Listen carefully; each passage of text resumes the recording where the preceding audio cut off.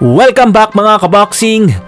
Magandang balita nga po para sa ating mga Pinoy boxing fans dahil ang ating undefeated prospect sa flyweight division na tubong Surigao del Sur na si Vincent Lacar na may perpektong record na 8 wins with 4 knockouts ay naging matagumpay sa kanyang katatapos lamang na laban kontra sa former Olympian Chinese fighter na si Lu Bin na may kartadang 4 wins with 2 knockouts at isang tabla para paglabanan ang dalawang bakanting titulo na WBC Far East Flyweight Belt at WBO Oriental Flyweight Belt.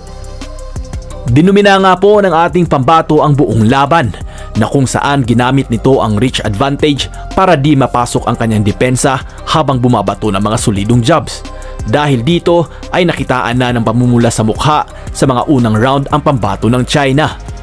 At sa sumunod pa na mga rounds ay hirap nga pong makapasok at makatama ng solidong mga suntok itong si Lu. Samantalang naging kalmado at teknikal naman ang ating pambato. At sa huling round nga po ng kanilang laban ay dito na nagpakawala ng mga solidong suntok at kombinasyon si Lacar na halos magpabagsak sa dating Olympian.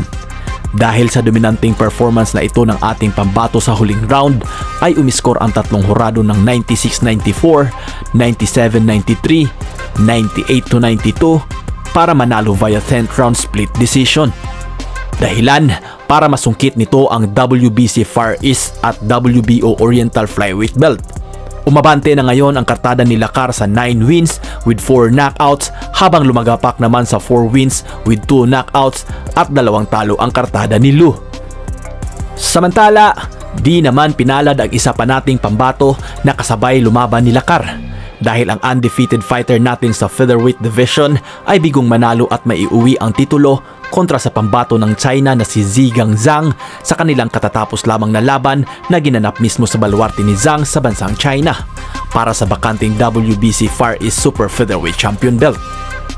Bagamat nagpakita ng lakas ng loob at buong tapang ang ating pambato na kung saan maaga nitong pinadugo ang ilong ni Zhang ay bigo pa rin itong makuha ang boto ng mga hurado. Natalo po ang ating pambato via 10th round unanimous decision.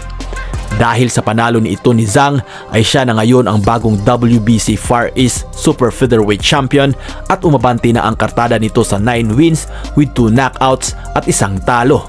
Samantala, natikman naman ni Diano ang pait ng unang pagkatalo at nadungisan ang kanyang malinis na record.